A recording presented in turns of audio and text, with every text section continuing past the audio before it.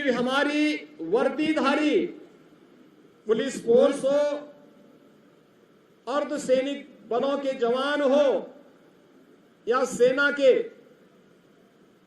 उनके प्रशिक्षण के बारे में एक बात बहुत ही स्पष्टता से कही जाती है कि प्रशिक्षण के दौरान जितना अधिक पसीना बहेगा, सेवा काल के दौरान उतना ही कम रक्त बहाने की नौबत आएगी। और 12 माह 15 दिन का आपका ये प्रशिक्षण एक चुनौतीपूर्ण दायित्व का निर्वहन करने की दिशा से आपको इसलिए भी गौरवान्वित करेगा, न केवल देश के अंदर बल्कि पूरी दुनिया के अंदर सबसे बड़े पुलिस बल का हिस्सा आप बनने जा रहे हैं। इसके लिए आप सबके मन में गर्व की अनुभूति होनी चाहिए। इसके लिए मैं आप सबका हृदय से बधाई देता हूं, आपका अभिनंदन भी करता हूं। प्रधानमंत्री जी ने स्मार्ट पुलिसिंग की एक अवधारणा दी है।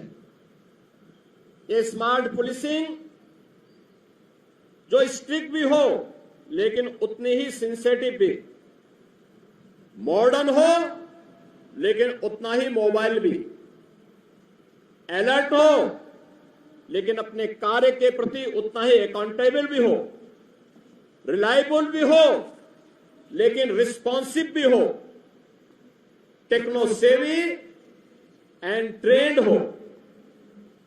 यह सूत्र हमें कानून परिवर्तन के भविष्य के लिए निरंतर और स्पष्ट मार्गदर्शन प्रदान कर रहा है।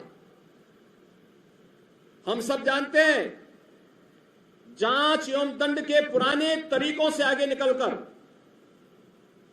आधुनिक फॉरेंसिक तकनीक और साक्ष्य का उपयोग करना न केवल न्याय की दृष्टि से बेहतर है, अपितु इस प्रक्रिया से जांच में होने वाले अनावश्यक व्यय व श्रम को भी कम किया जा सकता है। इसी के दृष्टिगत लखनऊ में Uttar Pradesh state institute of forensic sciences की स्थापना भी की गई है। आप एक पुलिस बल में एक जिम्मेदार पद पर नियुक्त हो रहे हैं, जहां अपराध नियंत्रण के साथ साथ कानून व्यवस्था को बनाए रखना और पीड़ित व्यक्ति को न्याय प्रदान करने के लिए भी आपकी एक सक्रिय भूमिका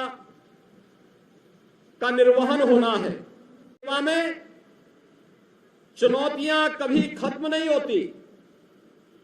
पुलिस बल को हमेशा मुकाबले में डटकर खड़े रहना तथा कर्तव्य की वेदी पर स्वयं को अर्पित करना ही होता है।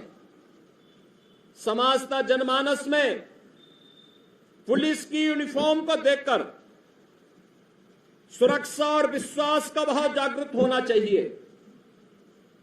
आपको उनके विश्वास को सही साबित करना है, उन्हें सुरक्षा प्रदान करना है।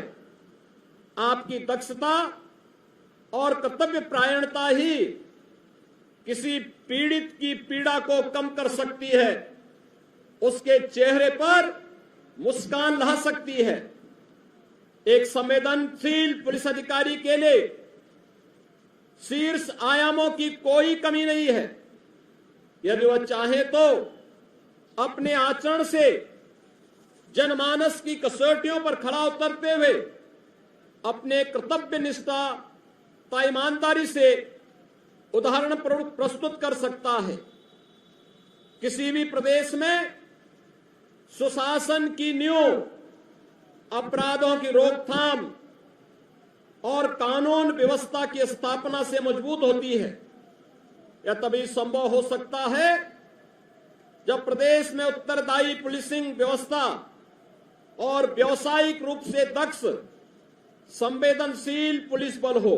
सुदृढ़ कानून व्यवस्था हमारी सरकार की सर्वोच्च प्राथमिकता रही है।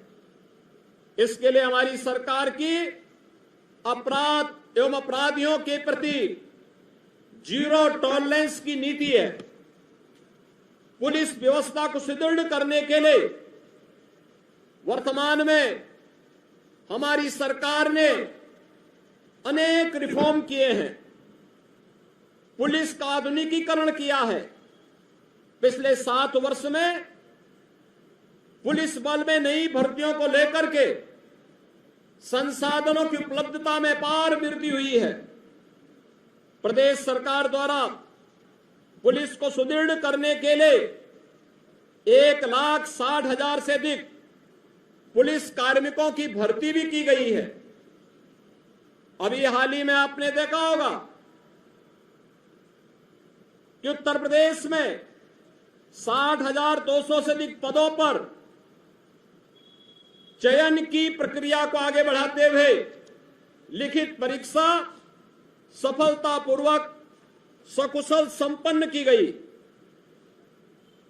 पिछले 7 वर्षों के दौरान पुलिस प्रशिक्षण की क्षमता को भी 3 गुना से अधिक बढ़ाने में सफलता प्राप्त हुई है।